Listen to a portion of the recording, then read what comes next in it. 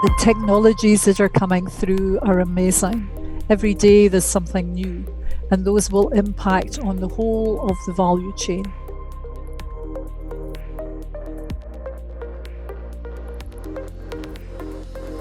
Well, welcome back, everyone. We are on the final episode of this podcast series, Heartland Strong podcast series. We're back with Margaret Brown and Liz Wedderburn.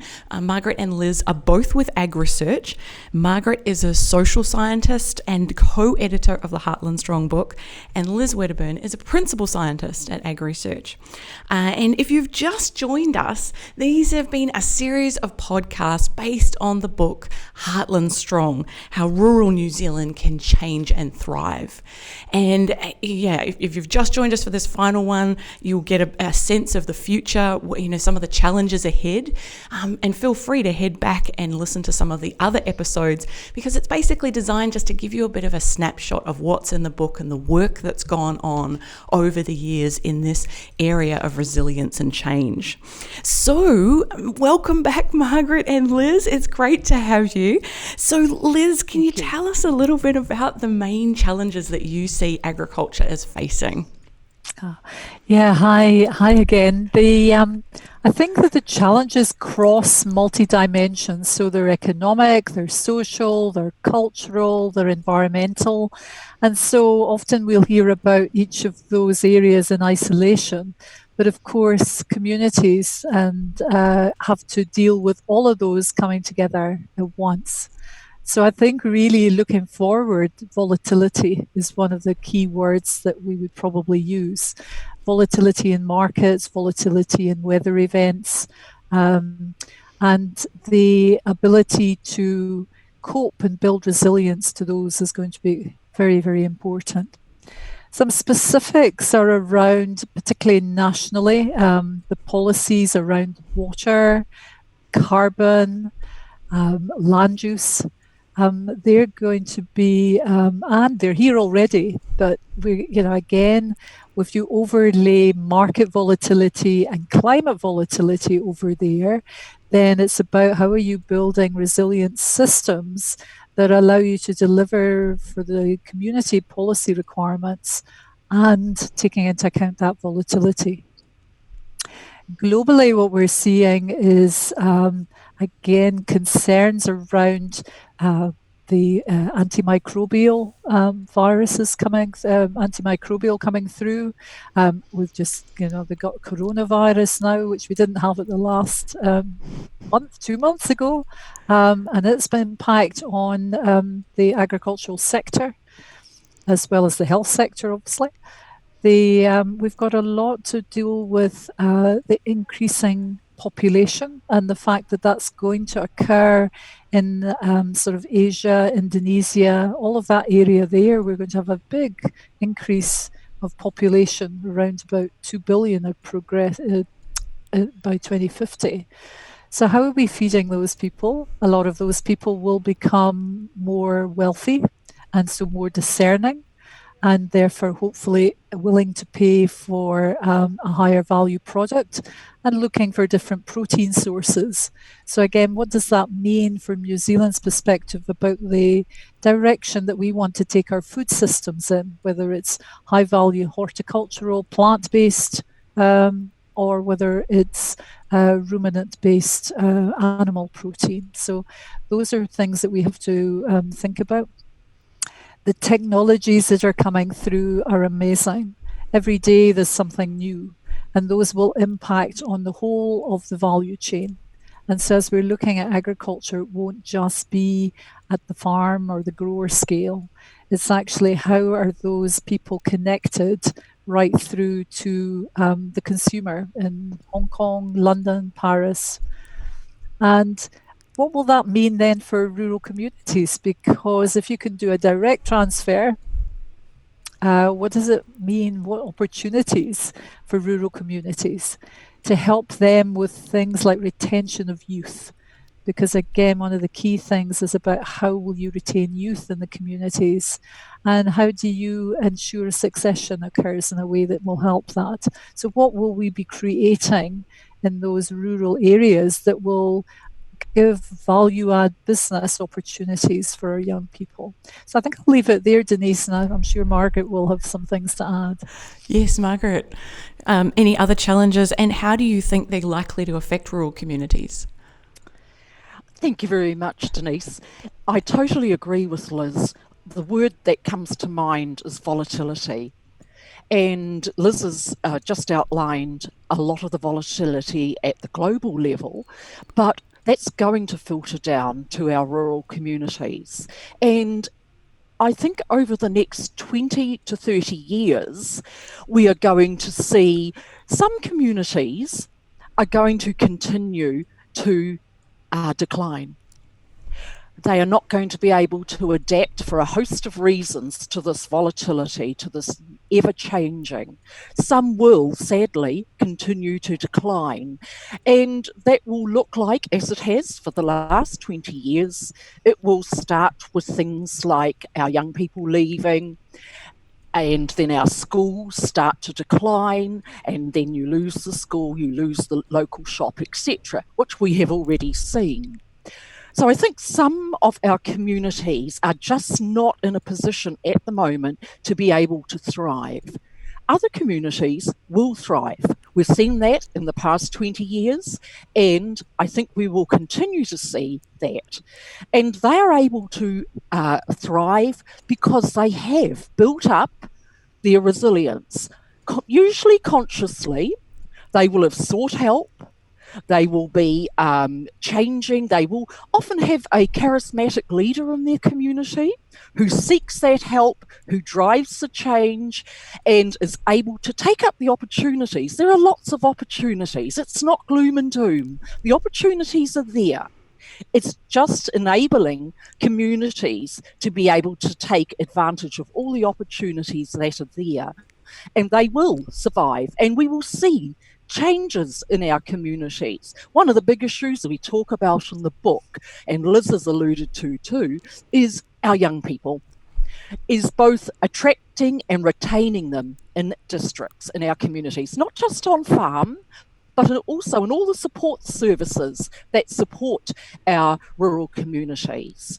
And they want different things.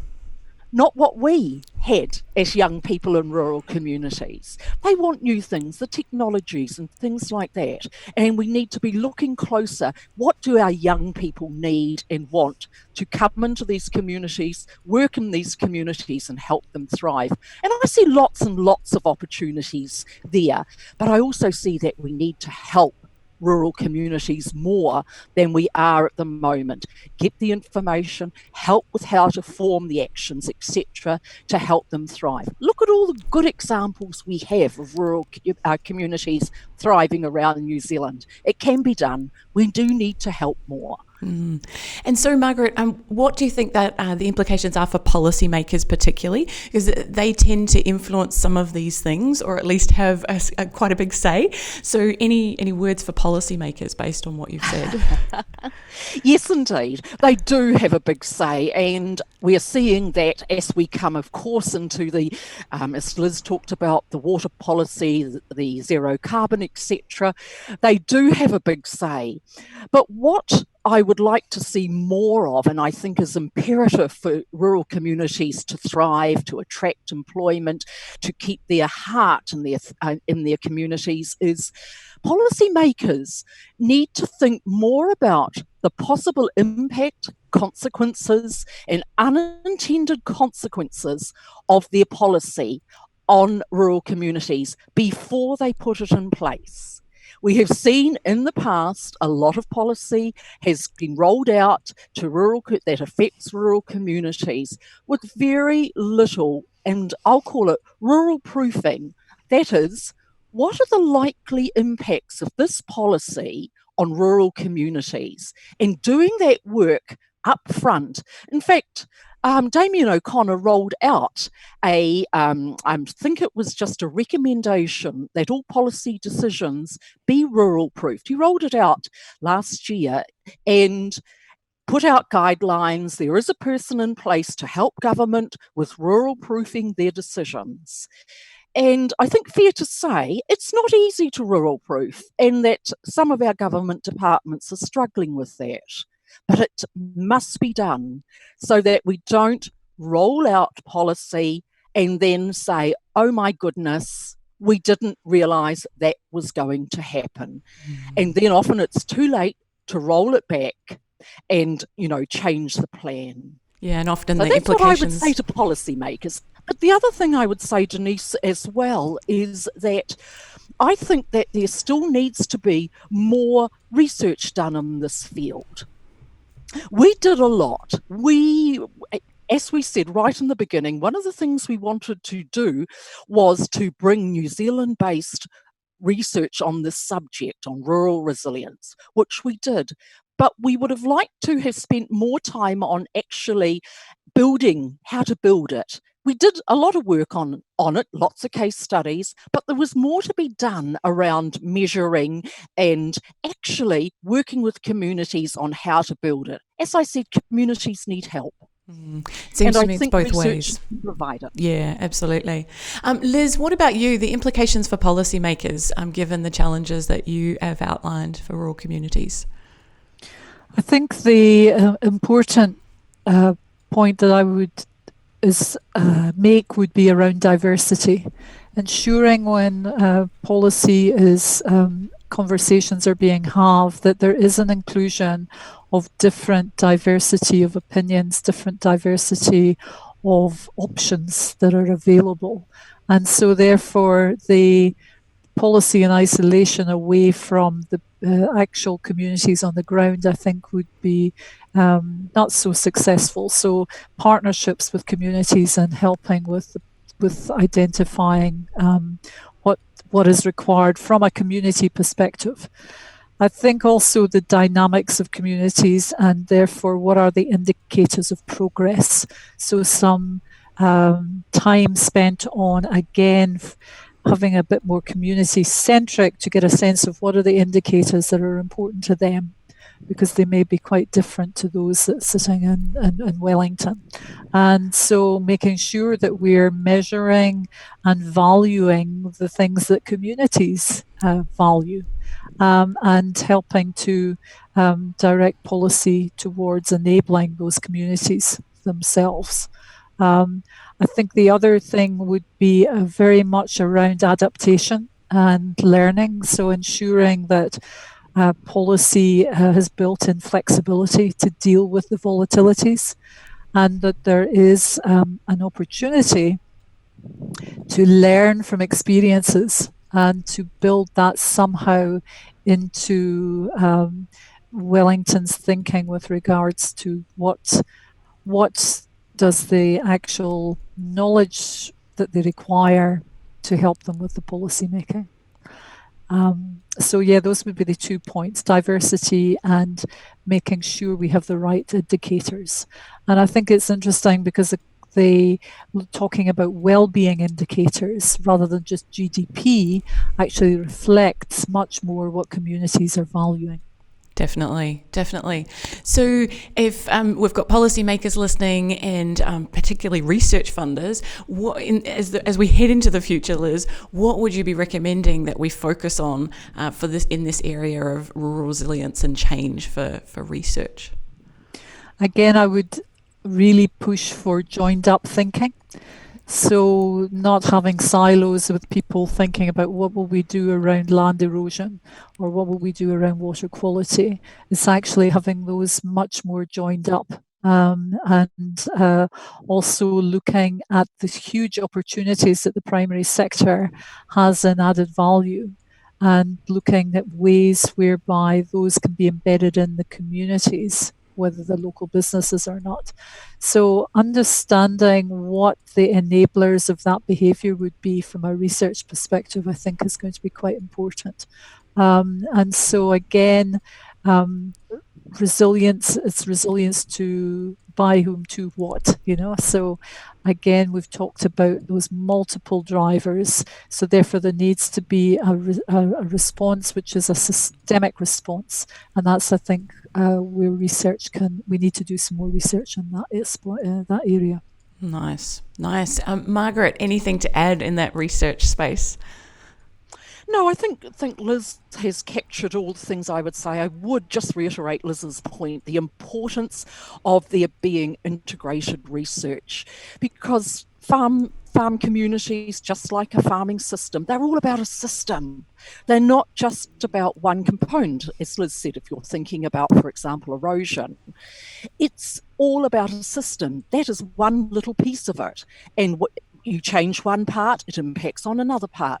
And a community is a system, it's an ecosystem. And we must keep thinking it's not just one part, each part impacts. And very important we think that way. I think, Denise, the future is going to be challenging, very challenging. But I would say rural communities have risen to the challenge in the past. And they will in the future, but they can't do it overnight. They need support, help. And just like any other community, you can't make major change overnight. It is a system, and you change one part and it changes another part. And so it will take time. It can be done. They can thrive. Well, thank you again, Margaret and Liz, for joining us on this Heartland Strong podcast. It's been great to have you both for the final episode and just think through some of those big challenges for the future. But I think you've also identified that nothing's lost yet. We've got opportunities in the midst of those challenges. And if we're willing to work together and put that time and effort in to think through consequences before, putting in place policy, those kinds of things, then we can achieve good things for rural New Zealand in the future. So thanks very much for joining us, and thanks for listening to the Heartland Strong podcast. Get a hold of the book if you haven't already, especially if you've been listening through all of the podcast episodes. Hopefully it's given you a bit of insight into just this huge amount of work that's gone in this resilience and change area. So get a hold of the Heartland Strong book for more information and more details. Thanks.